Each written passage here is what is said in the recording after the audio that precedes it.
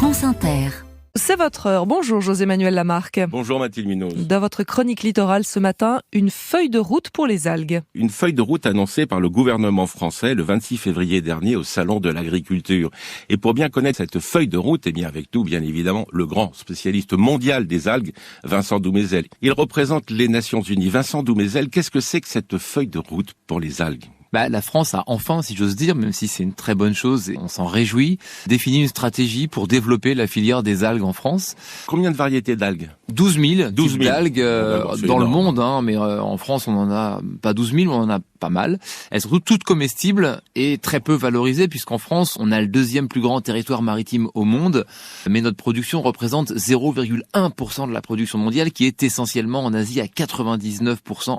Donc il y a vraiment un secteur à développer. Les algues, on s'en souvient, sont une solution pour nourrir les hommes, nourrir les animaux, remplacer les fertilisants, remplacer les plastiques, réparer les océans, réparer la biodiversité des océans, ralentir le réchauffement climatique et apporter des sources de revenus aux populations côtières où les ressources de la pêche vont disparaître. Donc on a vraiment une solution absolument inexplorée aux trois grandes crises planétaires qui nous menacent, biodiversité, pollution, climat. Et il faut qu'on se mette en marche pour cultiver les algues, sortir de l'âge de pierre et les cultiver de façon régénérative et durable, ne pas faire les mêmes erreurs qu'on a fait sur Terre. La France a évidemment un énorme potentiel sur le sujet, un vrai territoire d'algues, notamment en Bretagne, avec une vraie compétence scientifique aussi, au labo de Roscoff notamment, au CNRS. Un vrai miroir. Tout à fait, ils ont un miroir, la France a un beau miroir, malheureusement encore un marché assez peu développé et une filière qui n'a jamais vraiment été structurée jusqu'à maintenant.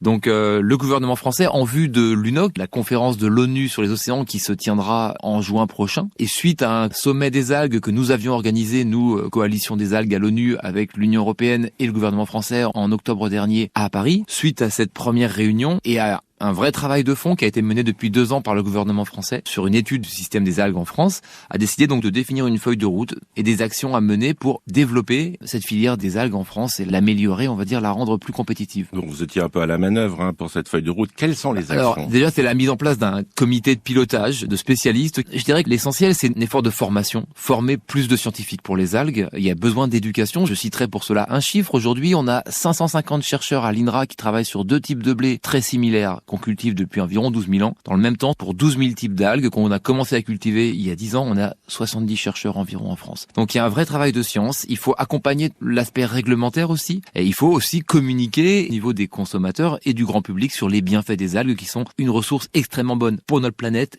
et pour notre santé. La première application dans notre vie quotidienne pour une algue, ça pourrait être... Alors on en mange tous les jours sans le savoir déjà des algues, puisque dans toute l'alimentation transformée, on utilise des texturants alimentaires, la carragénane et l'agar-agar qui est un peu plus connu, ou l'alginate, qui sont des extraits d'algues. Donc dans la bière, toutes les glaces, le dentifrice, les crèmes dessert, les nouilles, vous allez trouver des extraits d'algues. Donc on le mange sans le savoir. La première des consommations, et là on a tous un rôle à jouer, ça va être la nourriture. Et il faut qu'on apprenne à manger des algues. Encore une fois, c'est excellent pour la santé, excellent pour la planète. C'est pas mauvais, C'est très bon, en fait, mais il faut apprendre à les cuisiner et ça peut être délicieux, en effet. Elles sont toutes comestibles, encore une fois, et surtout, c'est des bombes nutritionnelles aux bienfaits santé absolument incroyables. Application de la feuille de route pour quand ? J'en ai discuté avec le ministre de la Mer et de la Biodiversité, Hervé Berville, récemment. Il y a une vraie volonté de faire avancer le sujet rapidement.